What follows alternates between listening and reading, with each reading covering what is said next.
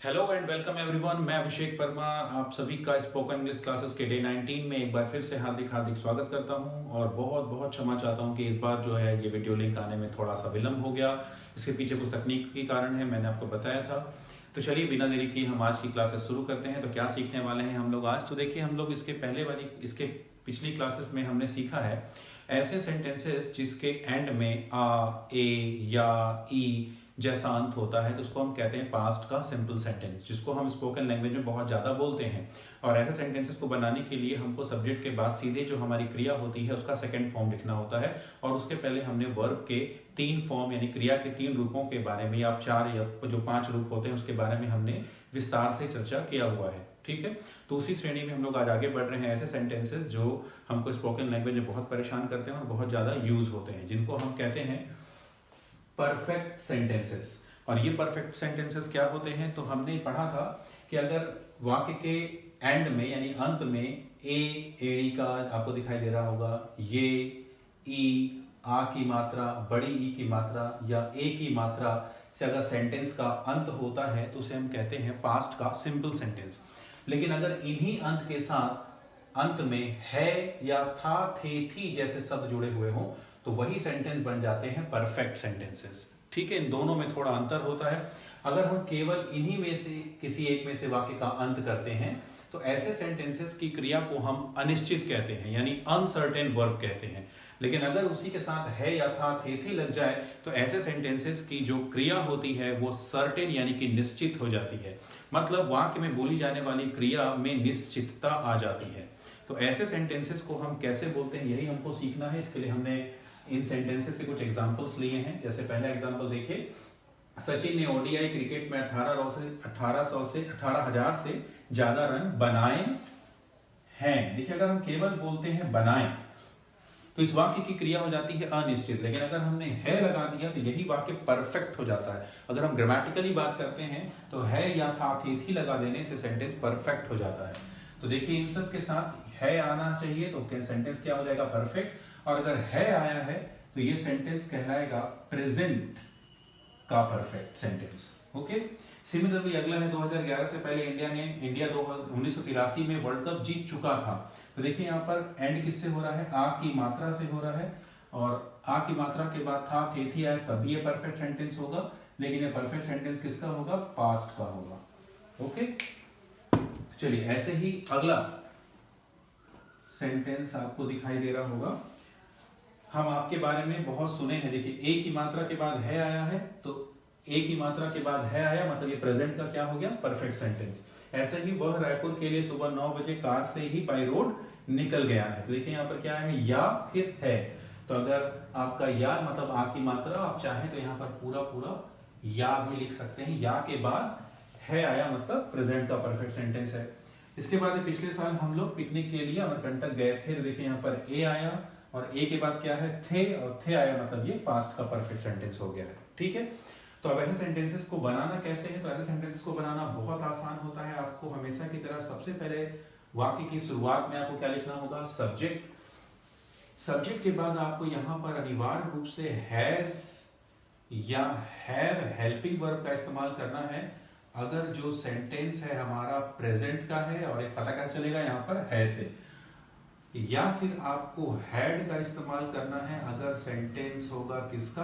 Past का, मतलब था, थे, थी होगा। तो बड़ा सिंपल है। देखिए, अगर प्रेजेंट का है तो हैज और हैव में से कोई एक लगेगा। और हैज और हैव का इस्तेमाल हम कब करते हैं ये हमने पिछली क्लासेस में देखा हुआ है। और पास्ट में ज्यादा दिक्कत नहीं होती क्योंकि पास्ट में केवल एक ही हेल्पिंग वर्ब आपको यूज करना होता है, वो है हैड। चाहे सब्जेक्ट कोई सा भी हो, आपको हेल्पिंग वर्ब के रूप में यहाँ पर केवल हैड का इस्तेमाल करना होगा। लेकिन अगर है तो फिर आपको हैज और हैव में से एक का इस्तेमाल करना है। हैज में हैज का इस्तेमाल कहाँ होता है, हैव का इस्तेमाल कहाँ होता है, ये आप पिछली वीडियो में जाकर देख लें। नहीं बनता है तो अभी हम जब इसको बनाएंगे तो क्लियर हो जाएगा। उसके बाद आपको याद रखना है कि उसके बाद जो भी हमारी यहाँ पर क्रिया होती है उसका हमको थर्ड फॉर्म यूज करना होता है। क्रिया के हमने 5 फॉर्म पढ़े थे। First form present form, second form past form, third form past participle form, fourth form हमने पढ़ा था प्रोग्रेसिव फॉर्म, और फिफ्थ फॉर्म जो आपने देखा था उसके हमने फ्यूचर फॉर्म के बारे में बात की थी इसके। ठीक है, तो इसमें आपको थर्ड फॉर्म के बारे में मतलब यहाँ पे थर्ड फॉर्म को इस्तेमाल करना है। और उसके बाद जो भी आपके सेंटेंस के बाकी शब्द होते हैं आपको उनको लिख देना होता है। सेंटेंस बनाने का क्रम यही होना चाहिए, चाहे सेंटेंस कितना भी बड़ा क्यों ना हो। ठीक है, जो भी रूल है वो यहीं तक होता है, बाकी शब्दों को लिखने के लिए कोई रूल नहीं होता है, उसको बाद आपको एक के बाद एक लिखना होता है। ठीक है, तो चलिए पहला सेंटेंस हम देखते हैं। पहला सेंटेंस है सचिन ने ओडीआई क्रिकेट में 18,000 से ज्यादा रन बनाए हैं। तो ऑब्वियसली हमारा सब्जेक्ट कौन है? सचिन। तो सबसे पहले हम क्या लिखेंगे? सचिन। अब देखिए यहाँ पर है तो हैज या हैव लगेगा। तो सचिन जब किसी का नाम आता है या ही, सी, इट या सिंगुलर फॉर्म में अगर हमारा कोई सब्जेक्ट होता है तो हम वहां पर लगाते हैं हैज। तो सचिन हैज। अब रन बनाना को अपन कहते हैं मेक, और मेक का सेकंड फॉर्म होता है मेड, और थर्ड फॉर्म भी होता है मेड। तो फर्स्ट, सेकंड, थर्ड। तो थर्ड में हमको यहाँ पे क्या रखना है? मेड। Sachin has made. अब सचिन ने बनाए हैं क्या? अब देखिए अब यहाँ पर क्या आएगा आपका? बाकी शब्द। बाकी शब्दों में क्या है? तो क्या बनाया है सचिन ने? 18,000 से ज्यादा run. had made more than 18,000 runs। बनाए हैं, कहां बनाए हैं? तो ओडीआई में। तो आप इसके बाद लिखेंगे इन ओडीआई क्रिकेट। तो पूरा सेंटेंस आपका हो जाएगा Sachin has made more than 18,000 runs in ODI cricket. यहां पर आप मेड की जगह पर स्कोर्ड भी लिख सकते हैं, क्योंकि बनाना के लिए हम क्रिकेट में स्कोर का भी इस्तेमाल करते हैं। तो आप यहाँ पर मेड का इस्तेमाल करेंगे तब भी सही है, और स्कोर का थर्ड फॉर्म ईडी लगा देंगे तो स्कोर्ड हो जाएगा। तो हम स्कोर्ड का भी इस्तेमाल कर सकते हैं। देखिए सेंटेंस बड़ा है लेकिन बनाने का रूल यही है, जो भी सेंटेंस में जो भी आपके वर्ड्स आएंगे उनका जो क्रम होगा वो आपको यही रखना है। भले ही हिंदी के सेंटेंस में कोई शब्द कहां पर लिखा हुआ है इससे इंग्लिश में बनाते समय कोई मतलब नहीं होता है। इंग्लिश में आपको सिर्फ उसी रूल को फॉलो करना होता है जो कि है, यही होता है proper order of the words. अब जैसे यहां पर हम देखते हैं हिंदी के इस सेंटेंस में आप देखेंगे तो यहाँ पर सबसे पहले क्या लिखा हुआ है? 2011 से पहले। आपको ये देखना है कि यहाँ पर सब्जेक्ट कौन है, क्योंकि हमको सबसे पहले यहाँ पे क्या लिखना है? सब्जेक्ट। हिंदी में यहाँ पर 2011 लिखा है तो यहाँ पर हम 2011 लिखना जरूरी है, ऐसा नहीं है। तो देखिए 2011 से पहले कौन जीता था वर्ल्ड कप? तो इंडिया ऑब्वियसली। तो सबसे पहले सब्जेक्ट के फॉर्म में हम यहाँ पे क्या लिखेंगे? इंडिया। इसके बाद हैज, हैव या हैड लगाना है, ये देखने के लिए हम यहाँ पर देखेंगे यहाँ पर क्या है? था। तो यहाँ पर क्या लगेगा? हैड। India had. अब यहाँ पर हमारी क्रिया क्या है? क्योंकि हमको यहाँ क्रिया का थर्ड फॉर्म लिखना है। तो यहाँ पर क्रिया है वर्ल्ड कप को जीतना। जीतना को हम कहते हैं विन। यहाँ पर आप देखेंगे विन मतलब होता है जीतना, इसका सेकंड फॉर्म होता है वॉन, और थर्ड फॉर्म भी होता है वॉन। ध्यान देंगे यहाँ पर WON इसका थर्ड फॉर्म है। तो इंडिया हैड वॉन। अब वॉन के बाद क्या है? World cup. India had won world cup. अब पहले से पहले, यहां पर जो पहले ही जो होता है उसके लिए हम यूज करते हैं already. India had won world cup already in 1983। 2011 से पहले। पहले के लिए हम यूज करते हैं बिफोर 2011। तो पूरा सेंटेंस हो गया India had won world cup already in 1983 before 2011। ऐसा ही अगला है, देखिए यहाँ पर आपका सब्जेक्ट कौन है? हमको कहते हैं वी। यहाँ पर आप देखिए क्या है मतलब हो गया प्रेजेंट का, और प्रेजेंट के साथ लगेगा हैज या हैव। तो आई, वी, यू, दे। हम यहाँ पे लिख भी देते हैं आपके सामने आई, वी, यू, दे, और साथ में अगर कोई बहुवचन है तो हमको लगाना होता है। तो यहाँ पर वी है, वी के साथ लगेगा है। अब हमने आपके बारे में बहुत कुछ सुना है, तो देखिए यहाँ पर है सुनना। आपकी क्रिया सुनने को हम कहते हैं हियर, और हियर का थर्ड फॉर्म होता है हर्ड। हियर का थर्ड फॉर्म हर्ड। इसको एक्चुअल में हर्ड लिखा जाता है, ईडी आपको यहाँ पे नहीं लगाना है, HEARD लगा दीजिए। तो इसका प्रोनाउंसिएशन होगा वो होगा heard. Here, heard, heard. Heard यहाँ पर थर्ड फॉर्म है। तो वी हैव हर्ड आपके बारे में बहुत। तो बहुत के लिए हम यूज करते हैं a lot. We have heard a lot किसके बारे में? आपके बारे में। तो अबाउट यू। तो यहाँ पर सब्जेक्ट कौन है? हम, और आपका यानी कि जो हम यहाँ पर आपके वर्ड यूज कर रहे हैं ये आपका ऑब्जेक्ट है। तो सेंटेंस हो गया we have heard a lot about you. अगला है वह रायपुर के लिए सुबह 9 बजे कार से ही बाई रोड निकल गया है। तो देखिए सब्जेक्ट यहाँ पर कौन है? ही यहाँ पर लड़का होगा तो ही। लड़की है तो शी, तो हम यहाँ पे ही यूज करते हैं। तो ही यहाँ पे देखिए या के बाद है मतलब प्रेजेंट का है, तो ही के साथ लगेगा हैज, ही हैज। अब इसमें जो हमारी क्रिया है वो क्या है, तो आप जहां पर अंत होता है सेंटेंस का या ए ई, उसके बगल में ही आपको आपका क्रिया मिल जाएगा। तो यहाँ पे क्या है, निकलना, निकलना के लिए पहले बात कर चुके हैं, बोलते हैं मूव, और मूव का थर्ड फॉर्म होता है मूव्ड, तो आप डी लगा दीजिए। तो he has moved for Raipur at 9 o'clock in morning by car by road, या ऐसे इसको आप लिखिए सेंटेंस जमाने के लिए, by road in car। Okay, तो पूरा सेंटेंस क्या हो गया, he has moved for Raipur at 9 o'clock in the morning by road in car, या in car by road। ठीक है, अब अगला है, पिछले साल हम लोग पिकनिक के लिए अमरकंटक गए थे, तो कौन गया था, हम लोग, तो वी ऑल। यहाँ पर लोग के लिए अलग से पीपल लगाने की जरूरत नहीं होती है, आप केवल वी लगा देंगे तभी वही होगा, वी ऑल लगा देंगे तभी वही होगा। चलिए हम केवल वी लगा के बनाते हैं, हम लोग के लिए केवल वी लगा देंगे तब भी सही होता है, और वी ही लगाना चाहिए। ओके, तो वी, अब क्या है आपका सेंटेंस देखिए यहाँ पर क्या है, थे मतलब यहाँ पर क्या लगेगा, हैड, वी हैड। अब क्रिया क्या है इसमें, जाना, जाना का थर्ड फॉर्म होता है गॉन, आपको बताया जा चुका है। तो we had gone for picnic to Amarkantak. Amarkantak कब गए थे, पिछले साल, पिछले साल को हम कहते हैं लास्ट ईयर। तो ये हो गया आपका पूरा सेंटेंस। तो पूरा ये सेंटेंस पूरा क्या हो गया, we had gone for picnic to Amarkantak last year. ठीक है, अब चाहे तो देखिए लास्ट ये समय बताने वाला शब्द है, इसको आप चाहें तो कॉमा लगा के पहले भी बोल सकते हैं। ठीक है, last year we had gone for picnic to Amarkantak. Okay, तो इसको पॉज करके स्क्रीनशॉट ले लें, फिर आगे बढ़ते हैं और 2-4 एग्जांपल करते हैं। तो अभी तक आपको हमारी बात समझ में आ गई होगी कि जो परफेक्ट सेंटेंस होते हैं वो ऐसे सेंटेंसेस होते हैं जिसमें ऐसे अंत के बाद है या था थे थी होता है तो प्रेजेंट का परफेक्ट सेंटेंस होता है, था थे थी हो तो पास्ट का परफेक्ट सेंटेंस होता है।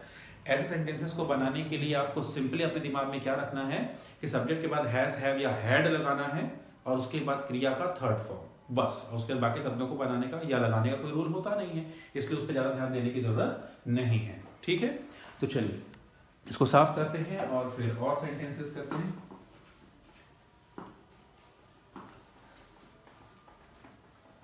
चलिए अगला सेंटेंस हम बनाते हैं, जैसे ये बोलना है हमको कि 4 मई से मार्केट की ज्यादातर दुकानें खुल गई हैं। तो 4 मई से मार्केट की ज्यादातर दुकानें खुल गई हैं, तो देखिए ई के बाद है आ रहा है, तो प्रेजेंट का क्या होगा, परफेक्ट सेंटेंस। ठीक है, तो सब्जेक्ट क्या है यहाँ पर, ज्यादातर दुकानें, तो ज्यादातर दुकानों को हम कहेंगे मोस्ट ऑफ द शॉप्स। कहां की, मार्केट की, इन द मार्केट,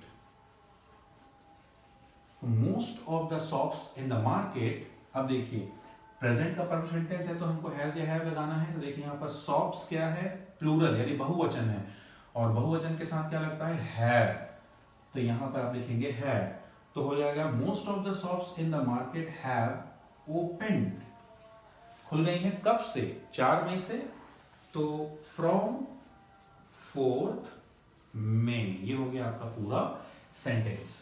ठीक है, ऐसे ही हम लोग और सेंटेंस करते हैं, जैसे मान लीजिए हमको कहना है कि छत्तीसगढ़ में, मतलब छत्तीसगढ़ में कल 6 या 4 या 3 नए कोरोना पॉजिटिव मरीज मिले हैं। मिले हैं एक ही मात्रा के बाद है लगा हुआ है, प्रेजेंट का परफेक्ट सेंटेंस हो गया। तो मान लेते हैं 4 नए मरीज मिले हैं, तो यहाँ पे 4 नए मरीज क्या हो जाएगा आपका सब्जेक्ट, तो आप लिखेंगे 4 न्यू पेशेंट्स। अब पेशेंट्स मिले हैं मतलब प्रेजेंट का सेंटेंस है, और पेशेंट लिखे हैं आप, पेशेंट की स्पेलिंग गलत हो रही है, पेशेंट्स, तो यहां पर आपका प्रेजेंट का सेंटेंस पे क्या लगेगा, है, तो 4 न्यू पेशेंट्स हैव।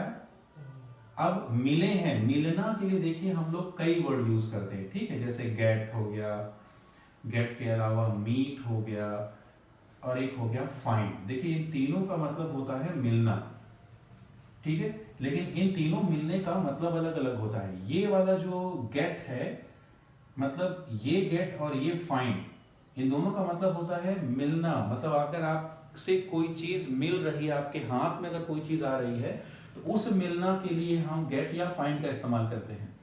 और मीट मतलब मिलना मतलब होता है पर्सन टू पर्सन, मतलब एक इंसान दूसरे इंसान से जब मिलता है, ये उसके लिए मीट का इस्तेमाल होता है। तो यहां पर हमारे पास मिलना के लिए गेट या फाइंड का इस्तेमाल करना है। तो अगर हम मान लीजिए फाइंड का इस्तेमाल करते हैं, तो फाइंड का सेकेंड फॉर्म होता है फाउंड और थर्ड फॉर्म भी होता है फाउंड। तो यहां पर पेशेंट मिले हैं सरकार को, तो इसलिए हम यहाँ पे क्या यूज करेंगे, फाउंड। तो हो गया sentence, 4 new patients have found corona positive in Chhattisgarh. कब मिले हैं, कल। तो बीते हुए कल के लिए हम बोलते हैं यस्टरडे। तो आप बता देंगे यस्टरडे। या आपको कोई स्पेसिफिक डेट पता है तो यहाँ पर आप ऑन करके उस डेट को लिख देंगे, जैसे ऑन 2 मई या ऑन 1 मई या ऑन 30 अप्रैल। ओके, तो ये एक और सेंटेंस हो गया। इसको आप पॉज करके स्क्रीनशॉट ले लें, इसको मिटा के फिर हम अगला सेंटेंस करते हैं। ठीक है, चलिए मिटा दें इसको।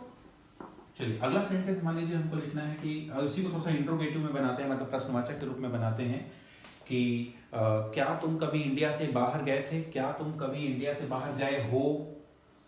तो देखिए मान लीजिए हो करके बोलते हैं तो प्रेजेंट का हो जाएगा, और गए थे तो हम वो हो जाएगा पास्ट का। मान लीजिए हम प्रेजेंट के हिसाब से बोलते हैं, सबसे पहले शुरू में हम क्या लगा देंगे, है। मतलब जो भी आपका हेल्पिंग वर्ब होता है, अगर वो सब्जेक्ट के पहले चला गया तो यही क्या बन जाता है आपका इंट्रोगेटिव, यानी कि प्रश्नवाचक। ठीक है, तो हैव यू, क्या तुम कभी इंडिया से बाहर गए थे। तो ये जो कभी वर्ड हम लोग यूज करते हैं उसके लिए हम इस्तेमाल करते हैं एवर। तो have you ever gone to, India से बाहर के लिए हम यूज करेंगे अब्रॉड। हम बता चुके हैं आपको विदेश के लिए हम लोग क्या बोलते हैं, अब्रॉड या फॉरेन, देश के बाहर। तो have you ever gone to abroad, गए हो तो बस हो गया, सेंटेंस यहीं पे खत्म हो जाता है। तो have you ever gone to abroad या have you ever gone to out of India. India से, भारत से बाहर के लिए अगर आपको बोलना है तो आप यहाँ पर आउट ऑफ इंडिया शब्द का भी इस्तेमाल कर सकते हैं। ठीक है, तो और चाहे तो एक आध एग्जांपल और कर लें, जैसे पास्ट कर लेते हैं। जैसे मैं राहुल से 2010 में मिला था, मान लीजिए ऐसा मुझे कहना है। तो आई हैड, देखिए यहाँ पर मीट, यहाँ पर फिर देखिए मिलना की बात आ गई। जब पर्सन टू पर्सन मिलते हैं तो उसके लिए मीट का इस्तेमाल करते हैं। मीट का सेकंड फॉर्म होता है मेट और थर्ड फॉर्म भी होता है मेट। तो आई हैड मेट, मान लीजिए मैं राहुल की बात करता हूं, तो I had met Rahul in 2010। Okay, तो ये थे परफेक्ट सेंटेंसेस के एग्जांपल। ऐसे बहुत से एग्जांपल होते हैं, आप घर में बैठ के एग्जांपल्स करें। नहीं बनेगा तो मुझे बताएं। अगली जो हमारी क्लास होगी वो हम सीखेंगे ऐसे सेंटेंसेस बनाना जिसमें क्रिया के साथ टाइम भी अटैच होता है। ठीक है, मतलब हमारे जब भी सेंटेंस को बोलें तो उसमें हमारी जो भी क्रिया है के साथ समय जुड़ा हुआ हो, ऐसे सेंटेंसेस को बनाना हम अगली क्लास में सीखेंगे। तब तक आप इन सेंटेंसेस की प्रैक्टिस कर लें, क्योंकि वहां पर भी ये इनका कुछ अंश वहां पर भी काम आएगा। ठीक है, तब तक घर पे रहिए, सुरक्षित रहिए, मास्क का प्रयोग कीजिए, लॉकडाउन का पालन कीजिए और बिना किसी जरूरी कार्य के घर से बाहर ना निकलिए। धन्यवाद। मैं अभिषेक परमार अब आपसे विदा लेना चाहता हूँ। ओके।